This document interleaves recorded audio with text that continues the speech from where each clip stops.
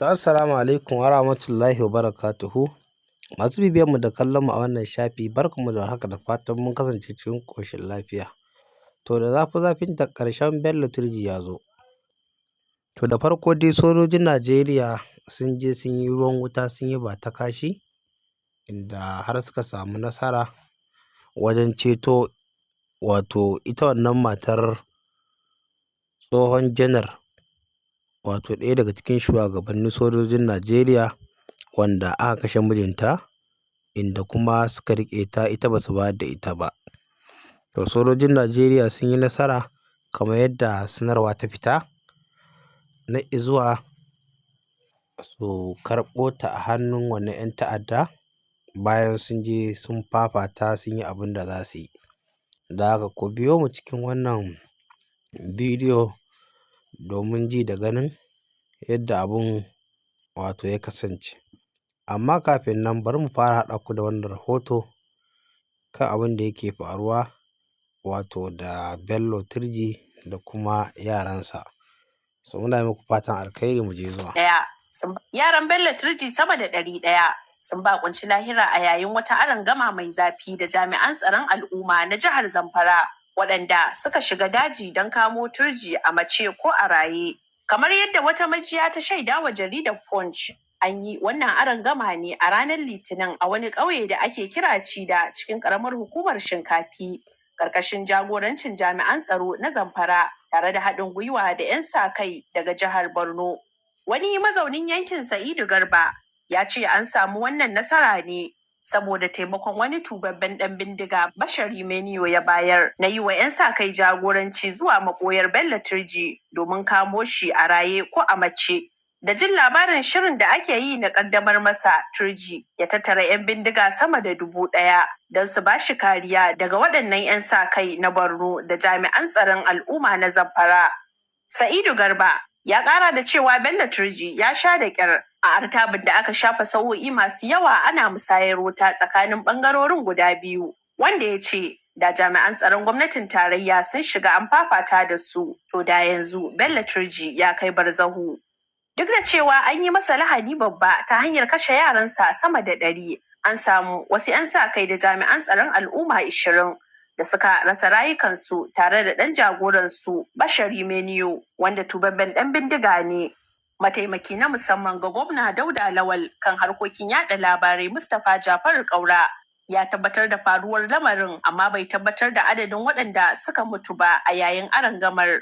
DCL Hausa, Yohana CMD Ibrahim. Yau dai an shiga rana ta hudu. Ana ta barin wuta a wasu garuruwa na yankin Sabon Birni na jihar Sokoto sakamakon wani samame irin na ayita ta kare da dakarun Najeriya suka kaddamar tare da gudunmawar wasu kungiyoyin sa kai kan kungiyar 'yan bindigan da Bello Turji ke jagoranta. Wani mutumin yankin wanda baya so a ambata sunansa saboda dalilai na tsaro ya bayyana halin da ake ciki. Ƙarar bindigogi kamar muna Gaza, za ka ji abin ba daɗi. Kwana 3 tun ƙarfe 9 na dare za ka isko bindigogi na ta ƙara. Ɗakunan mu wallahi in an ka halba wata bindiga sai ka ji da ɗaya duniya kamar ma ɗakunan mu za su tashi. To wannan rugugin wuta da kake bayani a ina da ina ake yin sa? Yanzu inda sun kai target shine Tara, Gatawa, Kurawa da Wadama Sabon Birni. Wannan na ƙarar bindigogi ka hitowa. To me ka wannan harbe-harben bindigogi? Ba wani abu bane, irin yadda shi Turji ya baro wani yanki na Zamfara ya dawo wani yanki na tsakanin Isa da Sabon Birni, ya dawo ya aje kaya ne, duk inda an ka tashi sai shi gudu ya taho domin yawa mutane irin aikin da ya saba na aika-aika. To tsakanin suwa da su ake wannan artabu?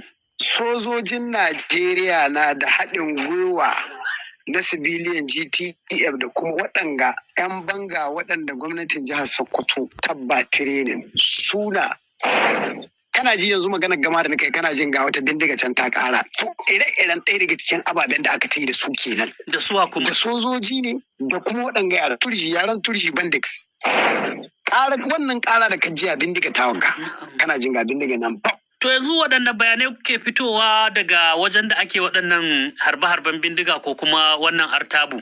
Bisa ga bayanan da mun ka samu ana cin nasara kuma sojojin Najeriya sun yi iyaka kokarin su domin sun bi su daji ana ta fafatawa. Kaga sana adadin abinda an ka kashe da bannar da an kai musu tun da ba soja nake ban gane wannan, amma dai bayanan da muka ji suna daɗaɗa mana rai in an ka ci gaba da yin haka ne in Allah da za a ci galaba gare su kuma za a yi nasara.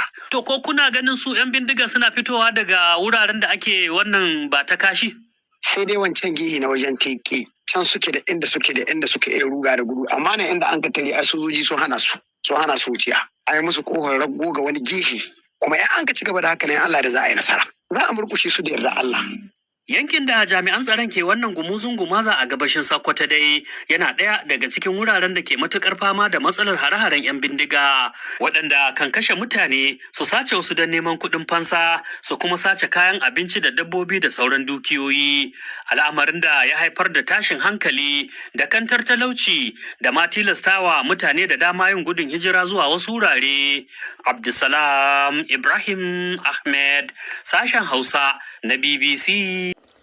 A wannan kenan idan muka koma ɓangaren jaridu za mu ga inda suka rawaito cewa, bari mu fara da jaridan Katsina Daily News. Ga abin da suke cewa da ɗumi-ɗuminsa, yanzu haka sojoji 'yan Operation Fansan Yamma sun ceto matar Janar Rabi Abubakar da 'yan bindiga suka sace su tare, har Allah wato ya yi masa rasuwa a hannun 'yan bindigar kamar yadda muke gani a hoto. DCR Hausa ta rawaito da ɗumi-ɗumi, sojojin Najeriya sun ceto uwar gidan marigayi Janar Rabe mai ritaya. Wasu majiyoyi da hukumomin soji sun bayyana cewa an gudanar da wannan aikin ceto ne a yayin da dakarun ke ci gaba da gudanar da sintiri da bincike domin fatattakar masu aikata laifuka da ke da hannu a sace-sacen mutane da sauran matsalolin tsaro. A cewar majiyoyin, wannan nasara na daga cikin matakan da rundunar soji ke ɗauka na ƙara matsa lamba kan ƙungiyoyi masu aikata laifuka domin tabbatar da tsaron rayuka da dukiyoyin al'umma a sassan Najeriya. Sai dai har izuwa lokacin haɗa wannan rahoto, jaridar Daily Nigeria ta ce babu ƙarin bayanai kan yadda aka gudanar da aikin ceton ko an kama wasu daga cikin waɗanda ake zargi da hannu a sace matar, ma'ana babu wani cikakken ƙarin bayani. Idan ko muka koma jaridar Fitilar Hausa News, su ko ga abin da suka ce, yanzu dakarun Operation Fansan Yamma sun ceto Mrs. Abubakar, matar marigayi Manjo Janar mai ritaya Rabi Abubakar, bayan 'yan bindiga sun yi garkuwa da ita a ranar 30 ga watan Mayu. An harbe ta yayin harin, inda aka ba ta kulawar gaggawa kafin a kwashe ta zuwa asibitin domin ci gaba da jinya. Lamarin na zama wani abin tunasarwa mai raɗaɗi kan irin asarar rayuka da wahalhalun da ke tattare da kowane labarin nasarar ceto da ake samu daga hannun masu garkuwa da mutane. A Yau News ita ma ta rawaito cewa da ɗumi-ɗumi, sojoji sun ceto matar marigayi Janar Rabe Abubakar daga hannun 'yan bindiga. Daga A Yau News, Sadiya Yusuf ta yi ƙarin bayanin cewa rundunar 'yan sanda ta Najeriya ta ceto Hajiya Amina Abubakar, matar marigayi Janar Rabe Abubakar, bayan da aka yi garkuwa da ita a Katsina.